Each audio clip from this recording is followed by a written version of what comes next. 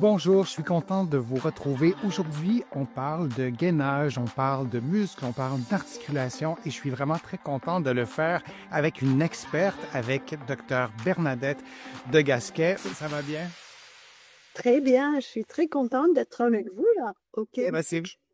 oui, oui, je suis exactement. En fait, on est à des milliers de kilomètres l'un de l'autre, mais je pense qu'on a une proximité aussi dans nos approches, dans notre façon de voir le corps humain. Tu es une experte en yoga, tu es une experte en santé de la femme, en gainage. On pourrait faire une longue, longue liste. Donc, je te remercie d'être présente avec nous. Et je veux aussi prendre, si tu permets, quelques minutes pour remercier les éditions Marabout qui nous ont permis d'utiliser les images dans ton magnifique livre, La puissance insoupçonnée du gainage.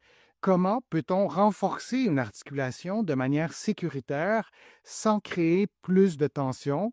J'ai eu des patients, moi, qui m'ont posé cette question-là, qui me consultaient pour un problème X et qui me demandaient aussi, en même temps, ben moi, je m'entraîne et j'aimerais ça me renforcer, mais j'ai l'impression que quand je fais du renforcement, que c'est une source de tension aussi.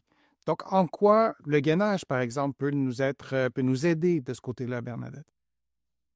Parce que si c'est une source de tension, c'est que c'est du raccourcissement. Le muscle devient gros, dur, mais en fait, les articulations ne sont pas protégées. Et c'est le rôle de l'antagoniste de limiter, justement, de rester dans une zone de sécurité.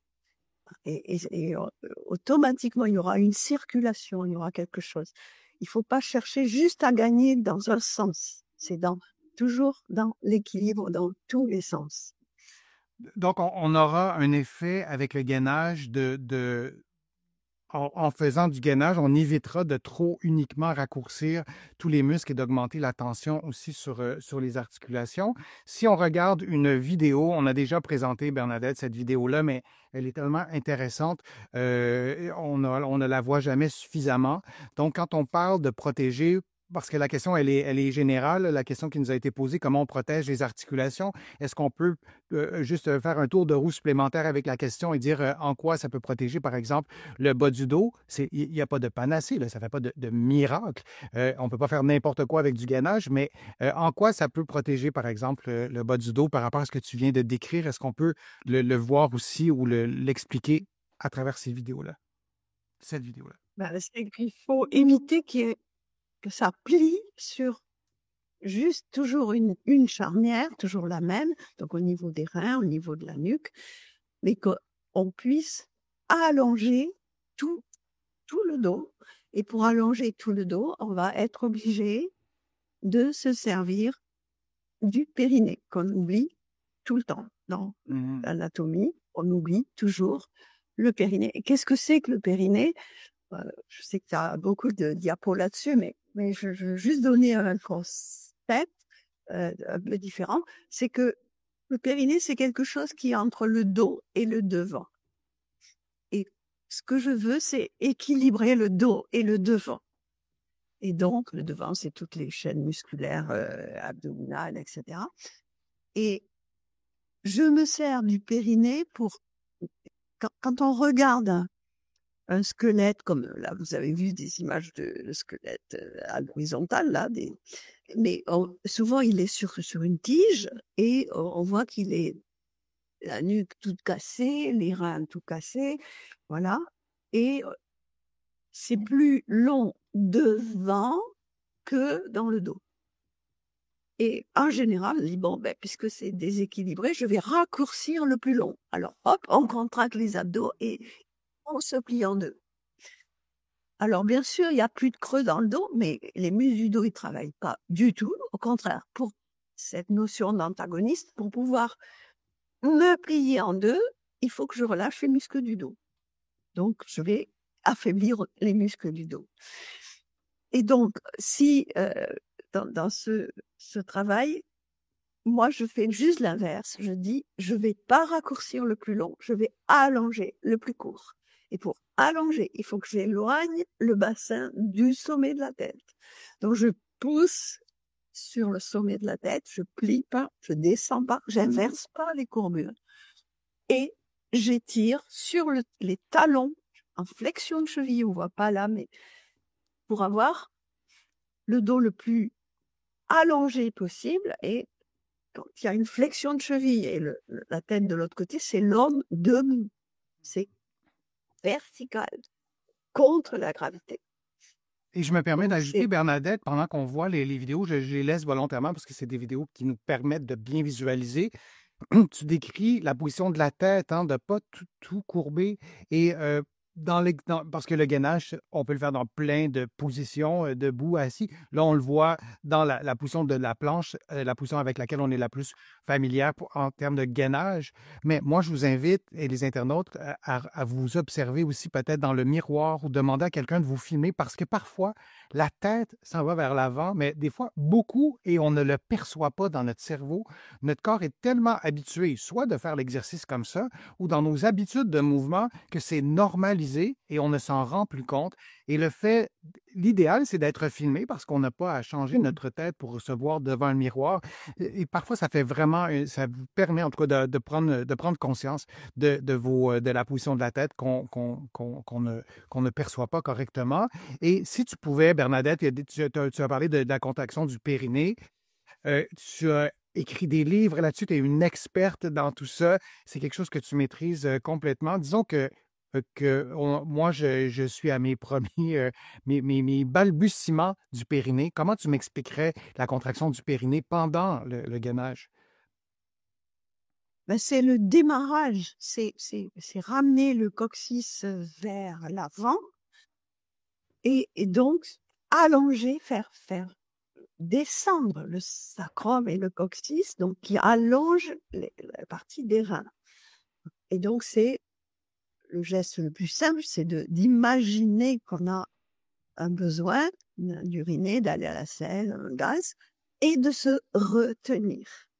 Et ce muscle de la retenue, il va de l'avant du bassin, les os pubiens, derrière l'anus et par ce qu'on appelle le rafé, quelque chose de pas élastique, entre l'anus et le coccyx. Donc, quand je tire l'anus, ça tire le coccyx, ça rentre le coccyx.